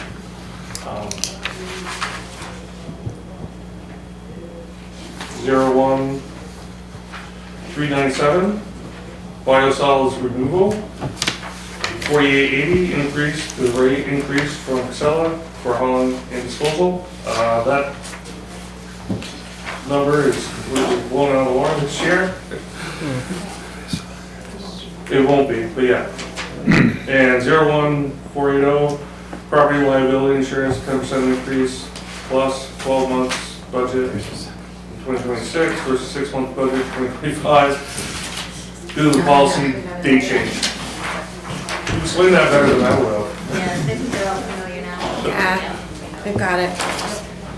So that hauling cost to Plymouth of Berlin for all our waste, how long will that be going on until we have equipment in place? So checks were mailed out today, and they should have the deposit on the dewatering equipment Tuesday or Wednesday.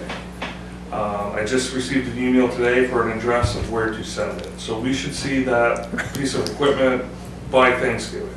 Oh, okay, that quick. I just acquired a contractor today to do the demolition work on the dewatering room, which includes demolition of all the current equipment that we have.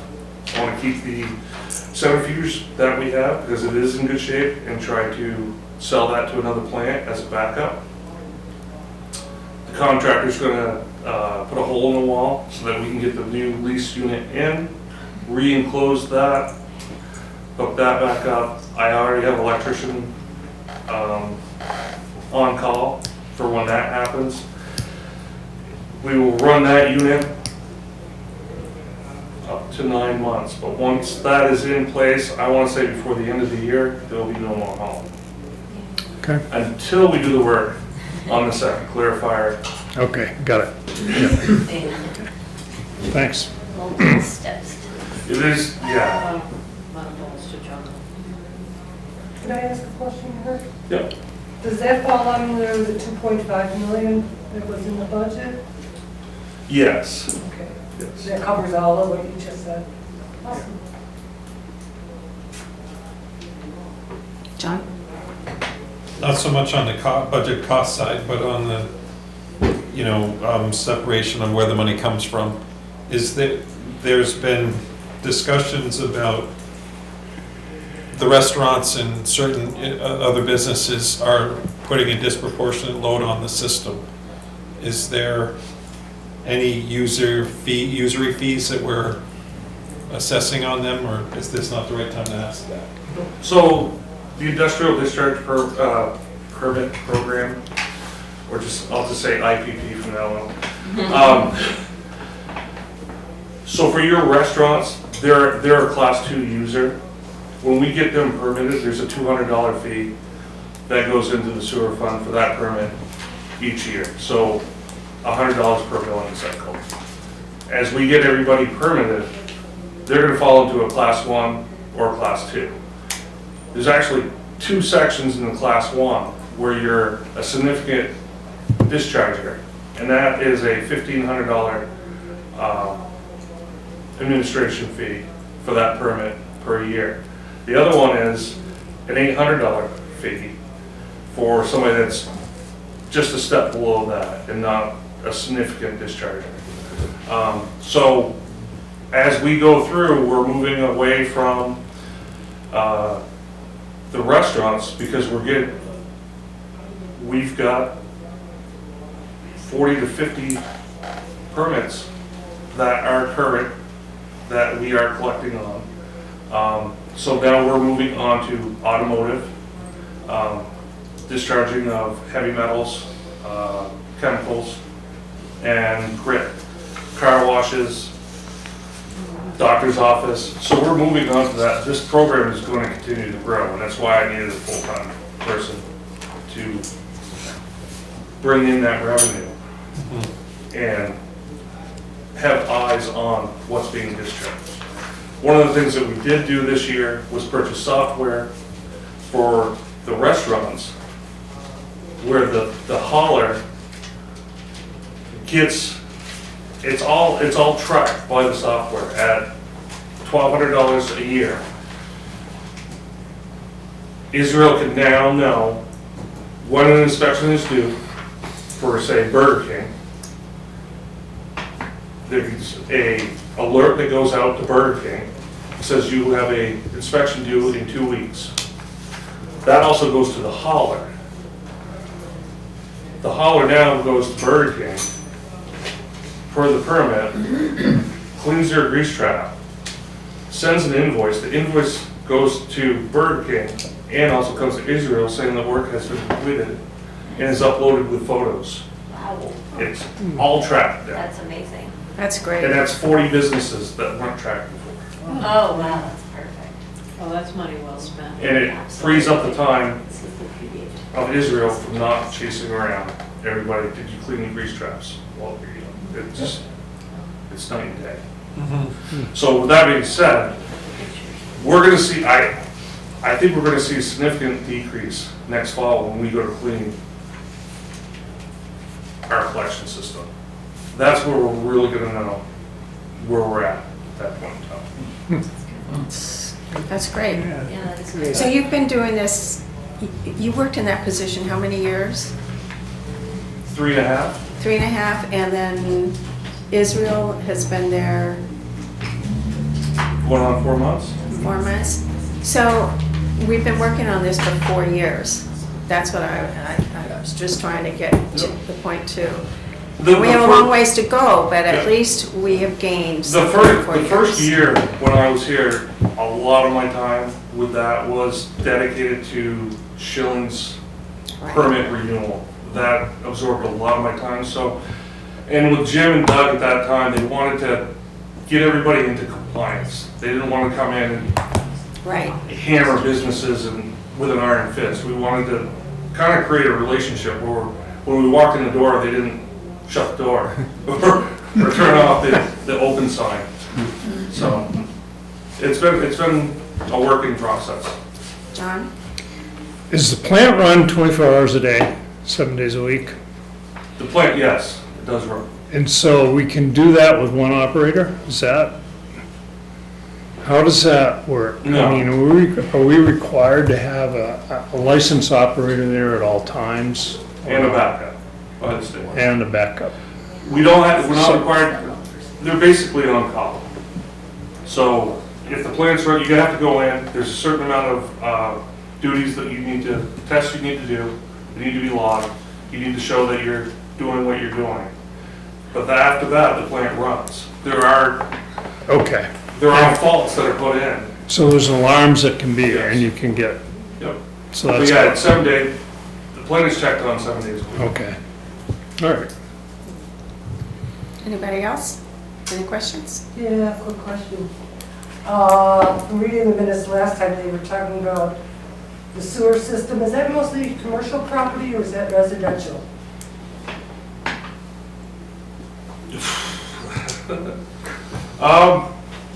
I would say probably, Is it mostly in the town and not the outskirts? That's the- Right. There's a sewer Right. district. yeah, it's within the It's sewer not- district, it's mostly within the town. And Okay. then outside of town, you have septic Septic systems. systems, Yep. right, okay. So because it quotes that there's 1,500 users on that system, so it can't be just commercial, it would have to be I think residential. I must, Mhm. a lot of people. Bill? So I have a question.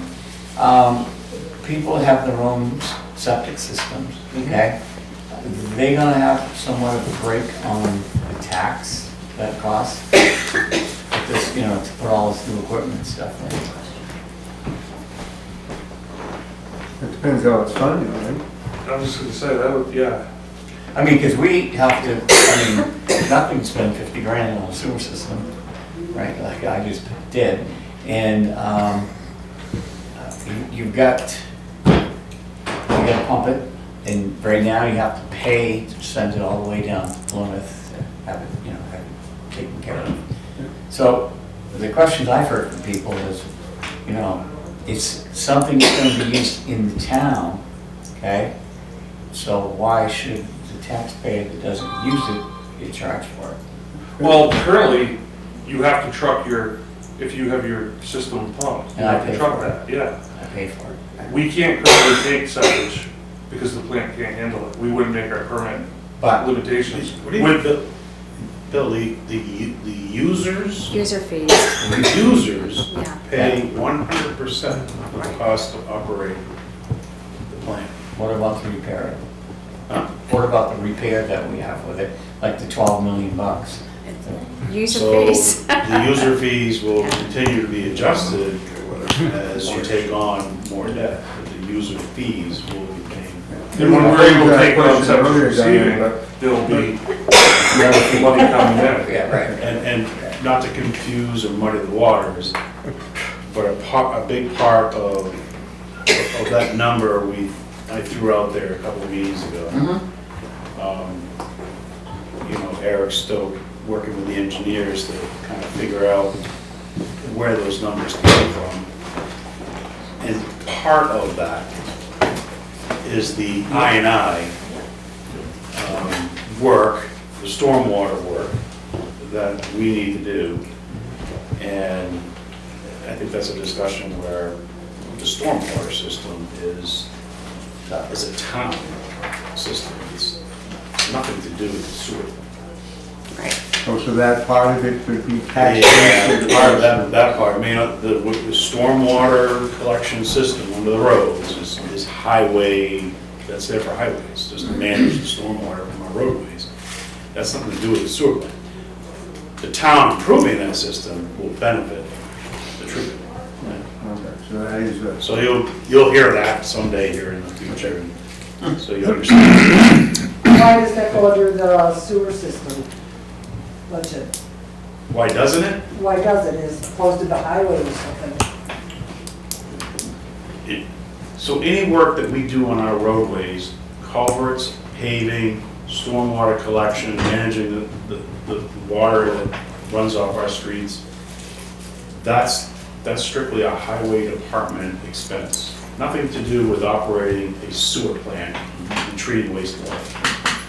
The wastewater plant does benefit from any improvements that we do for removing stormwater from getting into the plant. The less water the plant treats, the better it operates, the more efficient it is. Makes sense. So we are rounding the corner of, always have to reel everyone in at about this time of the night. It is 6:36.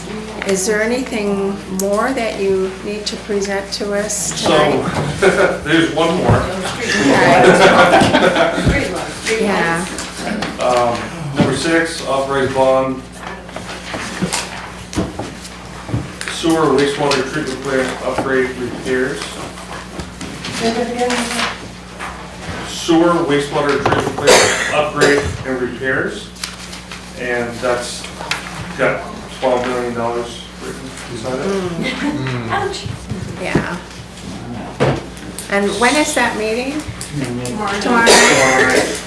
And it's where? Fire station at what time? 6 o'clock. Garage. Town garage, okay. No, It's not. it's a fire Fire station. station? Is it gonna be a 50 or 100-year bond? So this is, same as your house note. So, that's a good question, though. Eric and I were having that conversation today. So this $2.5 million bond question, you're gonna hear for anyone that comes tomorrow night. Unfortunately, I'll say 50% of this bond is going to be for operation maintenance. It's not going to be for capital improvements. So I think as a community, we have to be very careful about the length of the bond, because we don't want to spread the cost of trucking wastewater from Berlin and Plymouth and temporary rental of equipment over a period of 25, 30 years. So we have to look at that. Now, that 2.5 billion or million, It's going to be billions before. So 2.5 million, does that get just the users end up paying that, not the line sewer? that's correct. Okay. Thank you. But this 12 million is gonna be raised by taxes, correct? Or combination. It would be a combination. Okay. Combination, yeah. We Raise the had rates and. estimated how much that would be an impact, and it was what? You had some rough 600? numbers. You had rough numbers going today. Yeah, so Restrooms. I was kind of thrown off when I first saw the 10 to 12 million. I had a discussion with Troy, and I said the real number, and I had a discussion with Bill at the Opera House, and I said the real number is 8 to 10. But that 12 includes the I-9 project that we're going to be required to do. This 12 million will probably be covering, like, realistically 4 to 5 years worth of work. Between the upgrades at the plant, the project outside the fence with the I-9, and completing the work. So we have the 1.3 million that was borrowed to work on the clarifiers. That money was not touched. That has been approved by the state through meetings that we've had to 5.5 to cover the work on the headworks. That project is now in the design phase and will move forward. So you could see maybe construction by the end of next fall, but I would say a better bet would be like 2027, spring of 2027, plan on headworks construction. So the number is big, but it's not like it's gonna just disappear. It's gonna be over you're looking at 3 to 5 years of projects at that treatment plant to spend the money that's here. What actually gets done at the treatment plant out of those funds? So the headworks, acceptance receiving building is the next project that we have. What is that works for? That's where Eric, so, You know, a lot of this information will be covered. yeah. What Yeah. The engineers will be there, and they've got a presentation, so it's. So the first place Yeah, that better. your water, where the Yeah, I waste see goes, that. is into the headworks. And currently, it is basically inoperable. So we're not filtering. But isn't that what the 2.5 is for? No, the 2.5 is to basically cover the failures that we had at the treatment plant this summer. But you're gonna talk us all tomorrow, right? Yes. Yes. Okay. Steve? Give me a break. Do we yet have a vision of the final project in terms of how big it's gonna be and how long it's gonna last, and its capacity? Yeah, we do. Good, because that's important. Is he gonna talk about that tomorrow night? I believe so, yeah. So, the number that has been put out there is 40 million. Okay. That's not spent. This portion that we have is 3 to 5 years in order to get where we get. When we get to that point, we're gonna be in 1,000% better shape than where we are currently today. Right now, we're basically on the table and we're in critical condition. And that's just the God's honest We truth. need to look down the road, 30, Absolutely. 40, 50, whatever it is. Once we get through the oxidation ditch upgrade, the headworks, the next thing's gonna be is building those clarifiers. Replacing those drive units is like an 8-year insurance policy. so that they don't fail. I mean, they just took a unit out and they said, we can't repair it.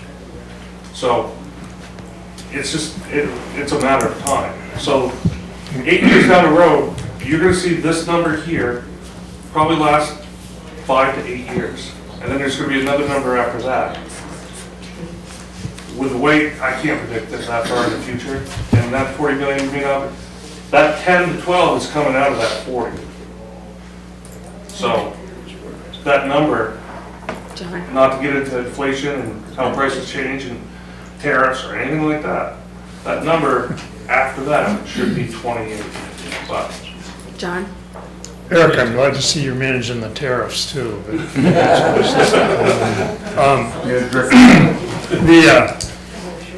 So, in my, if you will, past, I've managed some paper mills with sewage treatment systems. And so I just want to endorse what you're saying, because those systems are very expensive and they require continual maintenance, which is what part of this problem has been created by, we did not have. So it's very, very critical, and you can't expect those things to run without attention. They're very, very finicky and subject to corrosion and other damages that you've got to pay attention to. And I support what you're doing, and I think it's the right thing. And we've got a good system. We keep our river clean, which is important. But it just, once we make these investments, we got to support them. It's not, that's what I was saying earlier when I said, every asset we buy has maintenance associated with it. This happens to be a big one. Yeah. But anyway, I just. it's not a short road, it's not an easy road. Right. All right, so is that it for Eric? Is this supposed to have Let's see what they say in the anything Oh, the else? street lighting, Street. the street lighting. Is that Yeah. right? You can't go yet, Eric. I was just asking about Page Mansfield. 69. Yeah, The so- base of Mansfield. Oh, Where's that 68 and project? 69. So Steve asked about Mansell. I'm just gonna touch base on that real quick. We were able to appropriate $500,000 as a match on a $2 million project. Not by any fault of the state or our engineering company. FEMA deemed the project ineligible after they changed the criteria on us. Our application was the only qualifying application for that money. It sat on their desk an additional 30 to 45 days where it could have been awarded. We have since written a letter that was presented to the Board of Selectmen, signed by them, mailed out, and is going to be passed along to the state representatives. And this issue is being looked at in acquiring that money. So that it's a positive step, but unfortunately, we're on a wait and see hold. Yeah, everything at FEMA now it has to be passed by Christine Nome, I think that's her name. Everything. So a lot of things sit on the desk. Good way to save Yeah. money. Don't Prove approve anything. But we answered all of their questions in the appropriate time. We didn't miss a deadline on anything. So if somebody does look at it, I just hope that, they'll say, hey, wait a minute. This is a project that this community needs to have go through. They should have been awarded it. And why didn't it happen? And we're at least having it looked at. So that is a bonus. on that. Okay, so street lighting now. I'm going to get to that discussion. Street lighting. Are we gonna get a chance at some future Thank date you. to talk about the $12 million bond? Or is this our only presentation on that? Tomorrow night. Tomorrow night, yeah. The special, that's it, yeah. A special So thing I just for that. think tomorrow night, what you're gonna hear is, we're gonna focus a lot on the two reasons we're there, the $2.5 million bond, that's what the public hearing is for tomorrow night. We've asked the engineer to do spend some time on explaining the current condition of the plant and kind of what the future is. More of a project overview. Yeah, there'll be a high level discussion, but that's, we really need, we're there for the And I have, whatever the question is, with that $10-12 million bombshell that I threw out a couple weeks ago, there will be, as we finalize what it is we're going to do, obviously there'll be bonding, there'll be formal information, and there'll be another bond hearing on that. So there'll be a bond hearing on this intended, there'll be a warrant article, whatever the amount is that we're gonna ask, and obviously there'll be bonding, there'll be a bond hearing, and there'll be deliberative session. Will this meeting tomorrow night be filmed? Video? It should, it should. I don't know. I don't think I've scheduled Zach for it now. Last minute. Zach? You available tomorrow night, Zach? We're going to Kingdom Access tomorrow night, actually. I have another shoot. Could it be done? Do you have another question? about No, that? that was it. That project is it's all designed, set up to go. it's not designed, it is, the H&H study has been done, and it is ready to move to design. That's one thing I talked to Troy about. If this doesn't work out, how do we proceed from there? Because I don't want to see, we need to prioritize, obviously, but I don't want to see that project not get done. So thank you. Street lighting. You, okay. Yeah, Thank you. Great job, Eric. Thanks, Eric. Thank you, Eric. Thank you, Eric. Thanks, Ralph. Thanks, Ralph, yes. Your Yeah, water so- bottle. See you tomorrow night. So basically, Yeah, a see you wastewater treatment plant, the takeaway is either one courthouse or one elementary school. Yes. That's right. Streetlights. So streetlights includes your hydrants as well. We don't anticipate, we did communicate with Littleton Water and Light, and they're not anticipating any electric rate increase. So we've level funded this, increased it $50, just because I guess we looked at some historical trending, and that's the rounded number we came up with. And that's your electric cost for running these streetlights. We've reduced the anticipated system improvements. We don't really know every year what improvements there will be. But we carried 8,000 last year. There was some actual installations that we needed to do. The chief is working with. So this here, 4,000 is there for strictly maintenance. And the other item that we have is the hydrants. Yeah. So we received notice, Water and Light did sit down, meet the fire chief, myself, and talked about that they were doing a rate analysis. And yeah, they have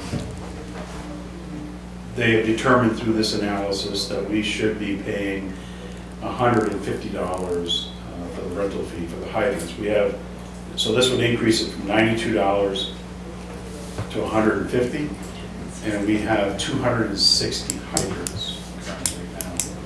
So that resulted in anticipated $16,000 increase for that. Who do we rent those from? Water and Light. They call it rental, that's just in the business, they call it hydrant rental. I think really, Someone's phone's. what the fee really tries to capture is obviously maintenance. If it's damaged or needs to be replaced, Water and Light owns it, they'll replace it. They do maintenance on it, they'll trim around and they'll put we've asked them to put the winter reflectors up. But the other portion of this is the actual standby capacity is what I've been told. Those hydrants are sitting there throughout the community, just waiting for an event. And the water department has to invest in infrastructure to be ready to support at any time a drain of those hydrants. So that's, you know, the rate users, I think this is just a fair way of saying, we have to have so much capacity on reserve dedicated just for fire protection services. And that's what, you know, that's another component of how they evaluate the rates. Always you hear stories about a fire and they turn the fire hydrant on and there's no water. Not here, but I mean, Yeah, it happens. communities, that does happen, so. And it's way above my understanding, but there's a lot involved when the fire department connects to a hydrant. They need to communicate with the water Down department. from the visual. We can damage the whole system if it's not, if, you know, if we pull too fast or we don't shut it down correctly. So, Create a vacuum, yeah, there's a lot involved. the house when the pipes go in.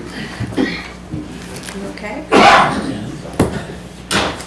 So I did want to hand, I know Diane, we've got 6 minutes left, and I don't need to talk about it, but I did want to hand out my attempt here to try to address some of the questions. You can send it all.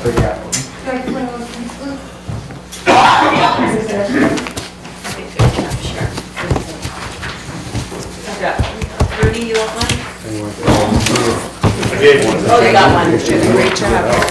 Thank you. I think there's plenty. Take one and pass it. Gardner, This you works. want one? Yeah. I wish. Speed it up. Bill, Thank you, sir. stepped out for a second. So I can go through this real quick, and then you take it home, and obviously you can go to Diane if you have follow-up questions. But really quickly, we had, over the last couple of meetings, the questions that we had. One was the sewer users. And we pulled the last warrant that was generated, and we generated 1,545 bills. That's how many meters or counts we have in the town right now. And what is that net? I don't know the answer to that. We're just looking at the users. But I'll look at that for tomorrow night. The Rail Trail Village came up at our last meeting, and I followed up with the assessors and the tax department. Thanks, John. And we've learned that this tax relief or tax incentive, it does expire on March 31st, 2026 this year. 5 years will be up. They're currently assessed at $1.7 million. And the new valuation that San Souci has put on the building is $20,281,000. So again, you know, I know I'll just add it to my long list of abatement requests, but anyhow, you're you know, probably it's, I don't know, they've got it tagged at $20 million, and that will generate an extra $261,000 in property tax. Wow. Could help with that. What is the Rail Trail Village? Where is that? It's the old Hitchner manufacturing that's been created into housing and business.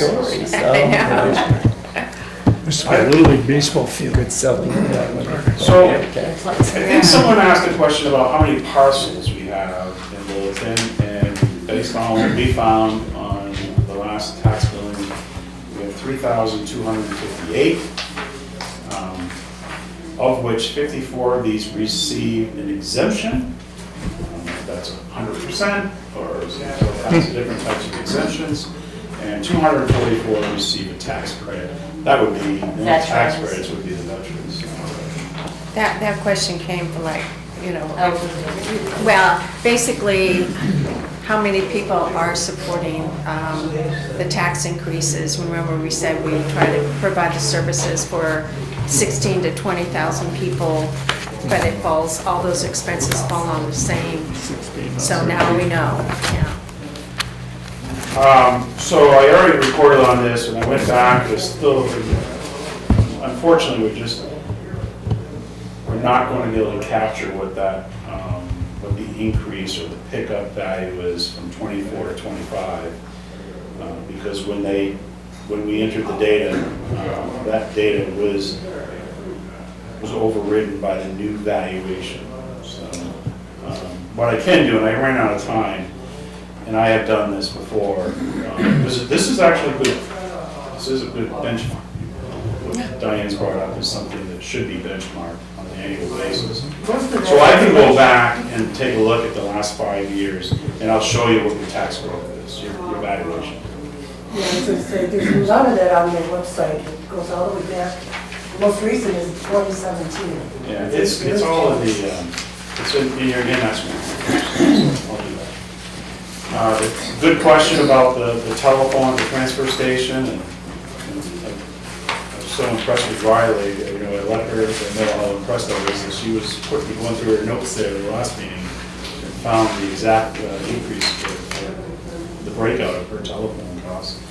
But we have consolidated for telephone at $1,500, and Fidium for internet at $1,600, and other $900. So, and other would be like covering any unknowns and rate increases. So that's how we get to our 4,000. We, you know, I might take a look at this line, and if it's possible, we could go back and just adjust it a little bit to maybe 3,500.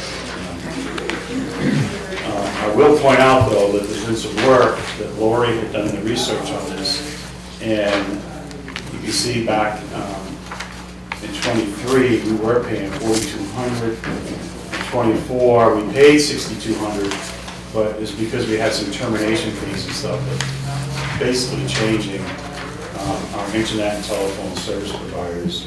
You've got yourself a pretty good rate for those two items. And the 5-year history of property taxes is based on a sample of properties. So there's an attachment here. And we ran out of time, so Lori didn't get to proof my Excel spreadsheet, so it's still subject to editing, but I took an attempt and pulled together 7 properties, and these are just random properties. And then I asked Amy to find a property pre-revaluation that was about $300,000, and she found one. So what you see here is the actual taxes paid, 2020 all the way up to 25, the new tax rate.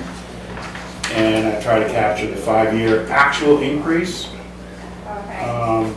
the 5-year increase percent, a 5-year property average, and a 5-year average tax bill. But I think what you guys were really looking for is what was the actual amount increase over the last 5 years. So I don't know if you saw Mary's information that she provided on her tax bill. So I sent it to you late this afternoon because you hadn't included Troy. Yeah, it is. Oh, I'm Yeah. sorry, Yeah. I just, everybody that was on my Yeah. email group called Budget Committee, and I was moving quick, sorry about that. It happens. I wouldn't have liked it. Lori got it, right? No? I did. Yeah. Yeah, Laura got it, but it was very interesting. My former town manager off and never put you on that, sorry. Yeah, so I sent it to you, so you see her. Okay. Yeah. So that's that. So take a look at that, we'll proofread it and make sure it's formulas and everything actually correct. Transfer station, what was that? And let's see what we got. Fire department command vehicle, how was that purchased? So $19,046 was from a ARPA grant that the fire chief applied for and received from Grafton County. And the remaining monies came from funds that we encumbered in the 24 fire department budget, in the amount of $35,260. I also attached the select board public hearing because we had to have a public hearing to accept the grant money. And during that public hearing, we discussed this. Yeah, the grant would be buying. And that was after the budget season. Yeah. Yeah, it was, yeah. So, Bill, you know, we've been copying up what, It was taken off though before we ever started voting on articles. It never appeared on, it's not like the budget committee voted on it and then we did this. I know, but it did come to the budget committee as, and First drafts, the yes. It first came in, draft. and I think it might 300 something. But then we were $1,000 wondering why cost. it proceeded to be purchased after that, so Yes. you answered this. When I came back from my $300-something-thousand adjustment, Right. the idea was, and maybe I didn't communicate it to the budget committee, was that we would apply for this grant, I knew that grant was out there, and find the funds in the 24 budget. There's been some questions and concerns about the budget committee level, and I know just residents, in general, but Bill's a budget committee member, he's also a fire department employee, and we have recently adopted a conflict of interest policy. And there's some state laws about conflicts of interest. Basically, we reached out to our legal team prior to updating the conflict of interest policy, and they were citing more RSA, advising that Bill not vote on any fire department benefit. In particular, really was anything in the fire department that would benefit him. So any wages, benefits, that kind of stuff. And then now with the adoption of our conflict of interest policy, I asked the legal counsel to look at it again. They came back saying he should abstain from voting really from anything. So can I insert something here?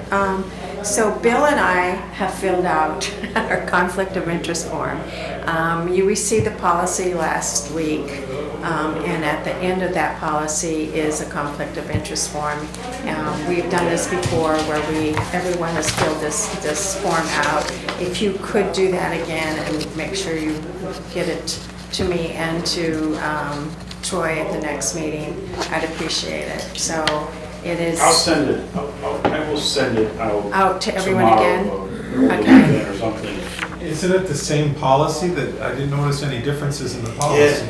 Pretty much Wording totally changes. different. Yeah, very good. Yeah. It's nothing. Seems it means the same thing. It means the Yes, same it thing, just but change. the attorney looked at it, Fair enough. Change the wording. rewrote it. Same contract. But anyhow, everyone should renew that, just because it's been a while since we've filled one You out. ready to go on, right? Right. And then, The rest are Chief Miller mostly. the rest, the affordability comparison study, kind of working on that right now. And the rest of the stuff, Chief Miller, just wanted to document the questions we have received. And Chief Miller is working on this. Thank you, I appreciate this. Very good. Really appreciate it.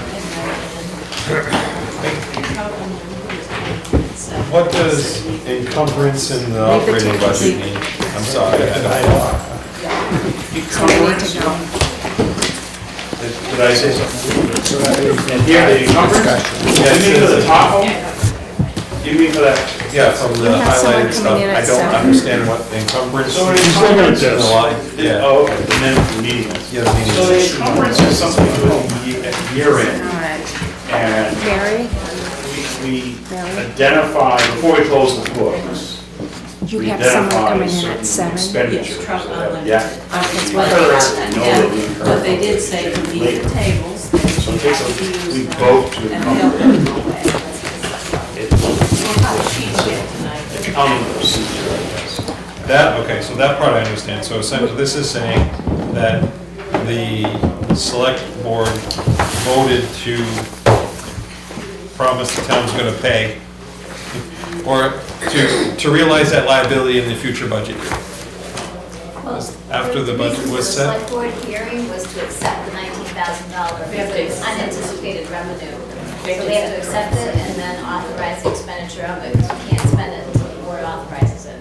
Right. So that's what they specified what the purpose was that money was for, which was for a vehicle for the fire department.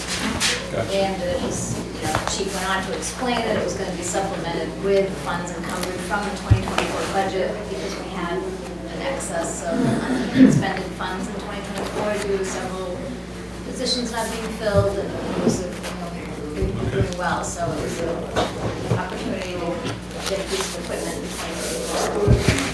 2025 tax rate. We have a group coming in. Yeah, there's. We can leave the tables and the chairs. I don't want to, if there's one last question, do you have a question, John? I don't have a question, but I do have a comment. And I don't know if I should bring it up because it's going to probably prompt other things, but. I'll take parking lot discussion. Yeah, I was gonna say, we got it, because someone else got the room. Well, I'll try to say it concisely, and you can chew on it, I guess.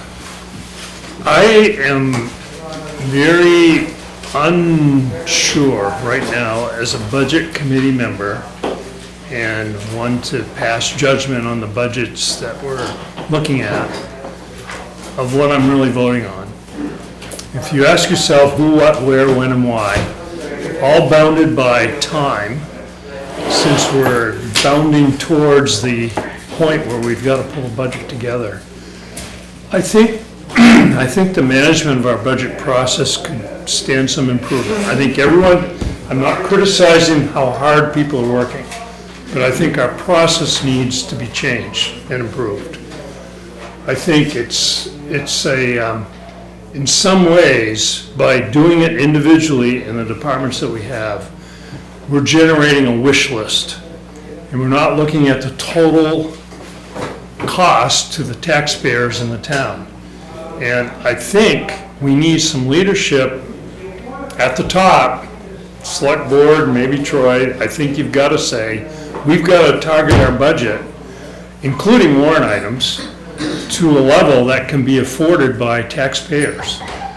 And I think that needs to be, honestly, in my opinion, earlier in the process than it is now. So that's my comment. I'll just leave it at that, but I think it needs to be said, and I think we need to consider where we're really heading when we're doing budgeting. You need a guidepost when you budget. A budget is a plan, and I don't see a cohesive plan yet. So, and I don't mean to offend anybody, because people are working hard.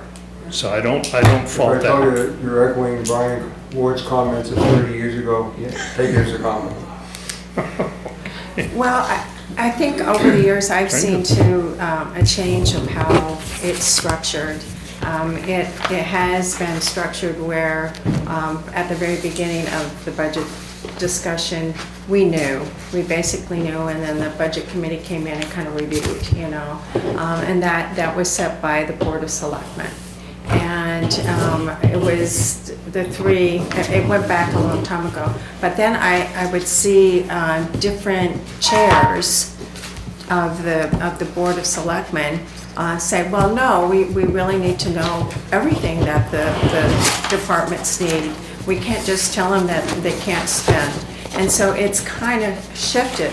But looking at Mary's tax bill, you can't, increase by 49% over 7 years or whatever it was. And I don't know if that's typical or not. Yeah, I know. Sharing my numbers because we raised Or the you question. can take them home and compare them now with Yeah, stories. but I mean, I just think that we need more guidance at the very beginning, and we would be, I think this whole process would be a lot easier, where we appreciate everything that we're told and the information that is given to us, but we're a little apprehensive to say yes or no on anything because we don't know what the bottom line is. Right. And There's an argument here between So Brian and anyways, Bob. Yeah, we're starting with 8 to 10% increases, plus there's an undefined warrant articles and undefined contracts and undefined petition warrant articles, and it just all, it's very hard. I know that not all these things are under your control, I totally.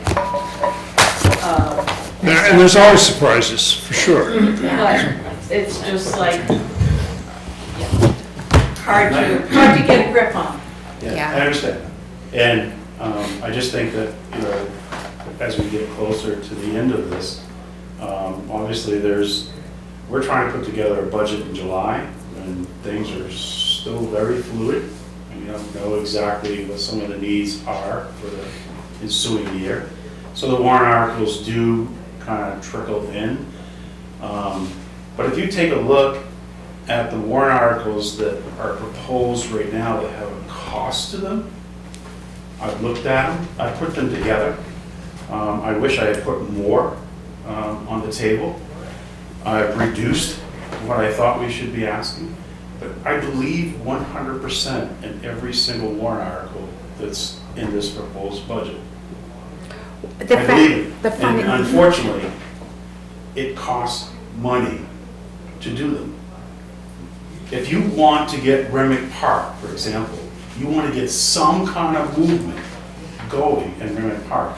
I have a proposed warrant article here for $150,000. Maybe change it to 50, maybe we can change it to 100, maybe we just put it off for a year. $150,000 isn't a lot of money to start working on getting the existing conditions surveyed and identified and working on a master plan and maybe dealing with some type of structures if we're going to tear down the greenwood. So I came up with $150,000. I have $50,000 warrant article to start putting some money away for revaluations because we're not doing a good job there. I can go through every single one of those warrant articles and justify them 100%. In the operating budget, just off the top of my head, legal is up $75,000. I don't have any flexibility there. We know that we've just done a reval, and I know we're going to have a lot of abatement applications. Elections up $6,000 because we have more elections. The new town office, I'm carrying some money to carry the cost of operating a new town office building while we're still designing and constructing it. Property liability is up $80,000. You know why? Because we probably should have budgeted the full amount last year, maybe. But we changed policies. We aligned the policy with the calendar year. Well, we only budgeted 6 months. So now I'm up with your normal increase and the 6 months. It's $80,000. You can't do anything about that. Hydrants, $16,000. Debt and lease is up over last year, $202,000. Workers' comp is up $25,000. This $436,000 right there that I can't do much about, that's an increase in your budget.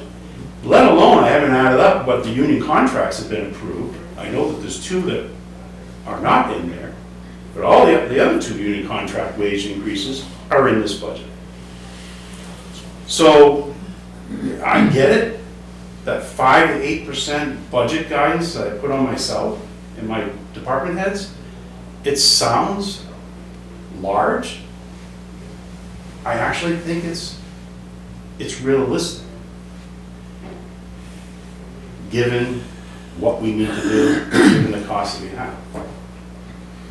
So look at the numbers, look at the warrant articles. The only way you're going to get this percentage down, it's going to be peeling back.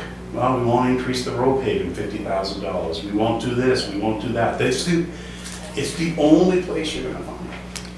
So it's a discussion for another night, but look at the numbers, look at the budgets. We're trying, and I think that we're kind of like lost at all the numbers. I'm not happy where we're at. And I keep looking at it, and Lori and I mean, we had rulers out going through the initial review of the budgets and I can't tell you how many $3,000, $500, $250 here, there, just trying to get the historical spin aligned, and you still miss it. You caught stuff. You still miss it.